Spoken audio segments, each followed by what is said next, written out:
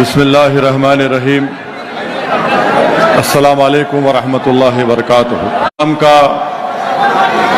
दिल की गहराइयों से शुक्रिया अदा करता हूँ कि आज आपने मजलिस इत्तेहादुल मुस्लिमीन की ऐलान के बाद आप तमाम ने कौमी यकजहती इस तिरंगा रैली को आपने लाखों की तादाद में शिरकत करके इसको कामयाब किया। मैं आपका बेहद शुक्रिया अदा करता हूं। मेरे अजीज दोस्तों और बुजुर्गों, हम तमाम अपनी मुल्क की और सरजमीन दखन की तारीख से वाकिफ हैं। 17 सितंबर को ऑपरेशन पोलो हुआ, जिसको पुलिस एक्शन भी कहा जाता है, और उसके बाद सरजमीन दखन पर निज़ाम दखन की हुकूमत का खात्मा हुआ और अल्हम्दुलिल्लाह हैदराबाद और पूरी रियासत हैदराबाद हमारे वतन अजीज भारत का हिस्सा बन गई।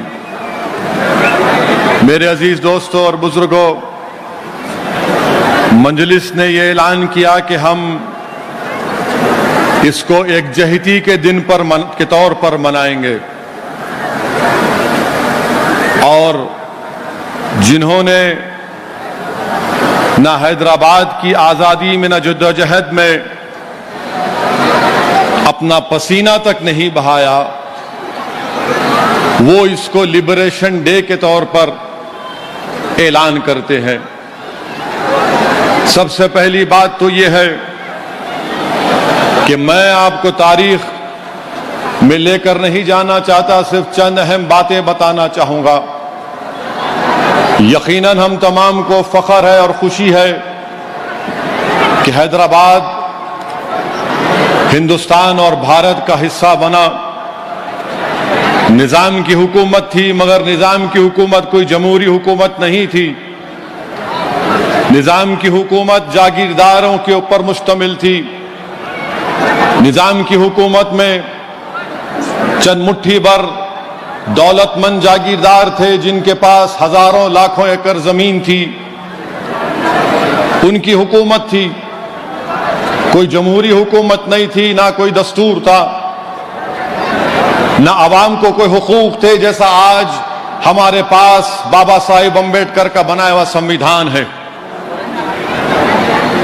जो लोग इसको लिबरेशन डे का नाम देते हैं, मैं उनसे मुखातिब होकर कह रहा हूं कि आप तमाम लोग झूठे हैं। आपने हैदराबाद की आजादी में अपना पसीना तक नहीं बहाया, और हकीकत यह है कि उस वक्त के गवर्नर जनरल राजगोपालाचारी ने आवाम से अपील की थी कि वो 26 सितंबर यानी 17 सितंबर को नेशनल थैंक्स गिविंग डे मनाए, यानी कौमी शुक्रिया का दिन मनाए। और राजगोपालाचारी साहब ने कहा कि हम तमाम को मिलकर इस मुल्क को, इस जगह को ऐसी ताकतवर जगह बनाना चाहिए जहां पर अवाम खुश रह सके। ये गवर्नर राजगोपालाचारी ने कहा था कि इसको शुक्रिया का दिन मनाना चाहिए। वहीं पर मजलिस इत्तेहादुल मुस्लिमीन ये मानती है कि निजाम की हुकूमत जरूर थी, मगर क्या निजाम की हुकूमत, निजाम हुक्मरान थे तो क्या हैदराबाद भारत से अलग था? हैदराबाद भारत से जुड़ा हुआ था। यकीनन सबसे बड़ी रियासत एक जागीरदार या एक बादशाह की थी। 1 लाख स्क्वायर किलोमीटर पर निजाम की हुकूमत थी। रखो 1,60,00,000 की आबादी थी, जिसमें 90% हमारे हिंदू भाई थे और 10% मुसलमान थे। मगर यह बोल देना कि 10% खुश नहीं थे क्योंकि हैदराबाद भारत का हिस्सा बना, इससे बढ़कर झूठ कोई और नहीं हो सकता। मैं आज इस जलसे में खड़े होकर इस बात को साफ और वाज़ेह तौर पर कह रहा हूं कि ये जो मजलिस इत्तेहादुल मुस्लिमीन है, हमारी लड़ाई सियासी है और सियासी रहेगी। हमको उस वक्त भी अटूट भरोसा था भारत के आईन पर, संविधान पर, और आज भी है और कल भी रहेगा। जिन लोगों के दिलों में इस तरह की बातें पैदा होती हैं, मैं इनके ताल्लुक से सिर्फ इतना ही कहूंगा कि आप जाकर अपने दिमाग का इलाज करा लो। हमको मजलिस इत्तेहादुल मुस्लिमीन को, सरजमीन दक्कन पर बसने वाले गयूर मुसलमानों को, हिंदुओं को, दलितों को, बीजेपी आरएसएस से हमको कोई तुम्हारी वफादारी के सर्टिफिकेट की जरूरत नहीं है। तुम अपना कागज सर्टिफिकेट लेकर कचरे की कुंडी में डाल दो, हमारे पास उसकी कोई कीमत नहीं है। मजलिस इत्तेहादुल मुस्लिमीन कासिम रजवी की वारिस नहीं है, ये अब्दुल वाहिद ओवैसी की मजलिस इत्तेहादुल मुस्लिमीन है। ये मजलिस इत्तेहादुल मुस्लिमीन कासिम रजवी से हमारा कोई ताल्लुक नहीं है। हमारा ताल्लुक है तो तुर्रेबाज खां से, मौलवी अलाउद्दीन रहमतुल्लाह अलैह से है। ये वो मौलवी अलाउद्दीन है जिन्होंने सन 57 में मक्का मस्जिद की तारीखी मस्जिद के इमाम थे। मौलवी अलाउद्दीन रहमतुल्लाह अलैह ने मक्का मस्जिद में जुमे का खुतबा दिया और अवाम को अपने साथ लेकर सुल्तान बाजार में आज जो मौजूदा वुमेन्स डिग्री कॉलेज है, उनके साथ तुर्रेबाज खां थे। अंग्रेजों की रेजिडेंसी का दफ्तर था। मौलवी अलाउद्दीन रहमतुल्लाह अलैह ने, तुर्रेबाज खां ने अंग्रेजों से मुकाबला किया। अगर काला पानी की सजा सबसे पहले किसी ने काटी 30 साल, तो वो मौलवी अलाउद्दीन रहमतुल्लाह अलैह थे। तुर्रेबाज खां के गले में एक वजन लकड़ी डाल दी जाती थी कि तुर्रेबाज खान कभी सो ना सके। तुर्रेबाज खान अंग्रेजों की हिरासत से फरार हुए तो तूपरान के पास सालार जंग ने, उनके सिपाहियों ने अंग्रेजों के साथ मिलकर तुर्रेबाज खां को पकड़ा और तुर्रेबाज खां को गोली मारकर शहीद कर दिया। मौजूदा सुल्तान बाजार के पास तुर्रेबाज खां की लाश कई दिन तक लटकी भी रही। हम इन लोगों के वारिस हैं। जो रजाकार थे वो पाकिस्तान भाग गए, जो वफादार थे आज मोदी की आंख में आंख डालकर तिरंगा उठाकर अपने हक का मुतालबा कर रहे हैं। मेरे अजीज दोस्तों और बुजुर्गों, एकजहती हम क्यों कहते हैं? लोगों को एक करना है, लोगों को एक करना है, दिलों को मिलाना है।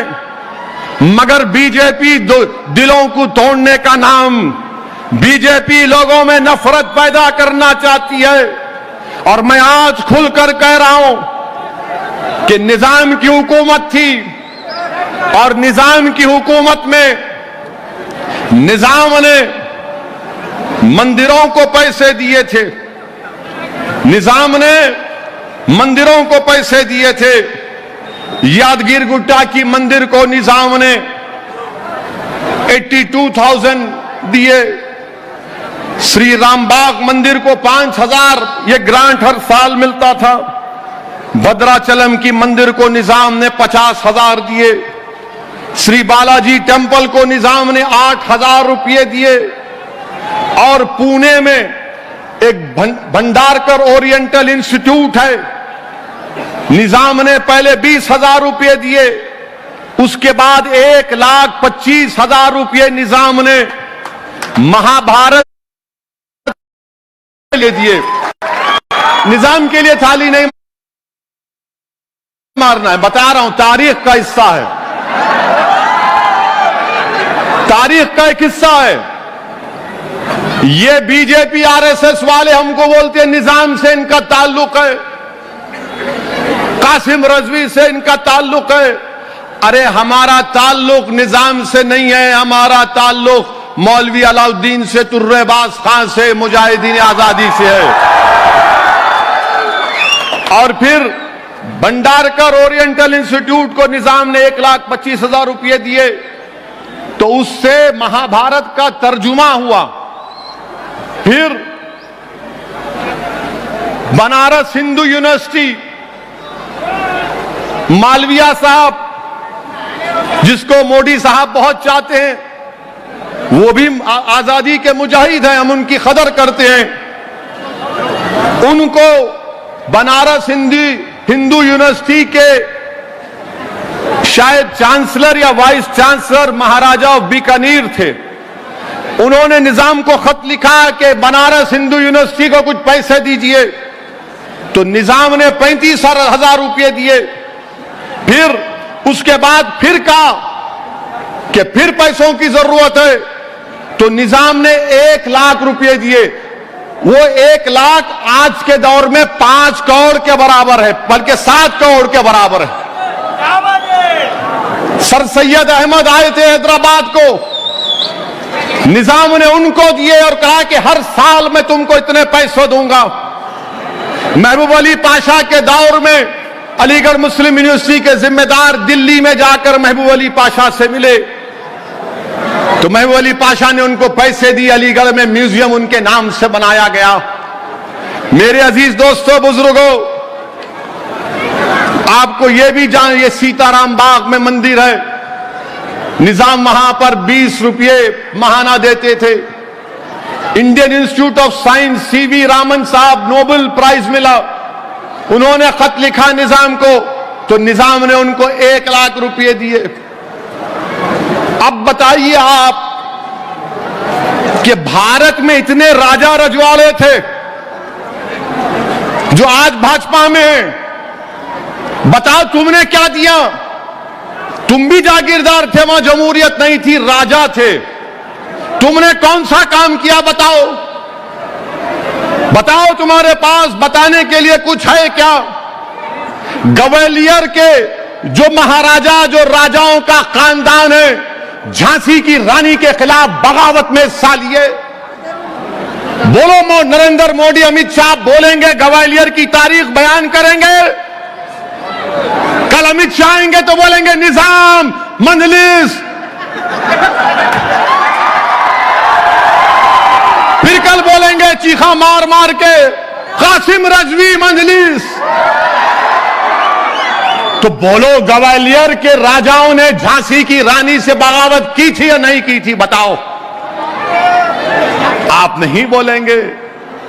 उस्मानिया यूनिवर्सिटी निजाम ने बनाई, तो जब निजाम ने उस्मानिया यूनिवर्सिटी बनाई, तो उस उस्मानिया यूनिवर्सिटी में आप देखेंगे उस्मानिया यूनिवर्सिटी का एम्बलम आयन है, उसके ऊपर क्या लिखा निजाम ने?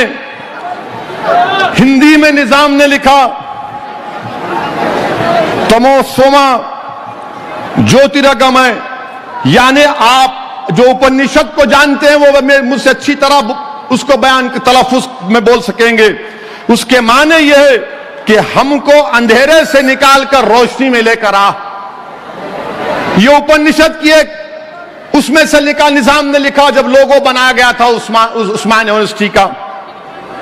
फिर हिंदी में, तेलुगु में निजाम ने लिखा कि विश्वविद्यालय, फिर अंग्रेजी में उस्मानिया यूनिवर्सिटी। ये उस्मानिया यूनिवर्सिटी में उर्दू पढ़ाई जाती थी, मगर अंग्रेजी कंपलसरी पढ़ना पड़ता था। आपको मालूम, दुनिया में सबसे पहले अंग्रेजी की कुरान किसने छापी? पिकथाल ने। और उसका पैसा कौन दिए? निजाम दिए थे। मैं निजाम की तारीफ में नहीं बोल रहा हूं, मगर तारीख को बयान कर रहा हूं। कोई बोलेगा कि मुझे मुगल पसंद नहीं है, ठीक है, तुमको पसंद नहीं है, मगर तुम ताजमहल जाके देखते नहीं देखते? बीजेपी को मुगलों से नफरत है, मगर लाल किले पर मोदी झंडा लहराते हैं। बीजेपी को निजाम से नफरत है, मगर बरसों गंडी पेट हिमायत सागर का पानी हम तमाम पिए। बीजेपी को निजाम से नफरत है, मगर उस्मानिया में दिमाग का इलाज भी करवाए। यह तारीख का हिस्सा है, इसको मैं नहीं बदल सकता। मैं आजाद हिंदुस्तान में पैदा हुआ, आप तमाम आजाद हिंदुस्तान में पैदा हुए, मगर बीजेपी इस तरह उसको तोड़ मोड़ कर पेश करती है कि ऐसा हुआ था, ये हुआ था। अच्छा, 1908 में हैदराबाद में सैलाब आया था, सैलाब। अगर आप सिद्धियंबर बाजार जाएंगे ना कभी, मालूम सिद्धियंबर बाजार कहां पर है? तो वहां एक मस्जिद है, मस्जिद के ऊपर एक निशान है, देखो आप, वो बोलेंगे यहां तक पानी आ गया था। सिद्धियंबर बाजार में मस्जिद है, जाकर देखो आप। तो उसके बाद महबूब अली पाशा को हमारे ब्राह्मण भाइयों ने कहा कि महबूब अली पाशा, आप मूसा नदी में उतरिए और जो हमारे आलाजाद के हिंदू भाई जो जनेऊ पहनते हो, कहीं वो तागा पहनकर आप नदी में कुछ वो उसको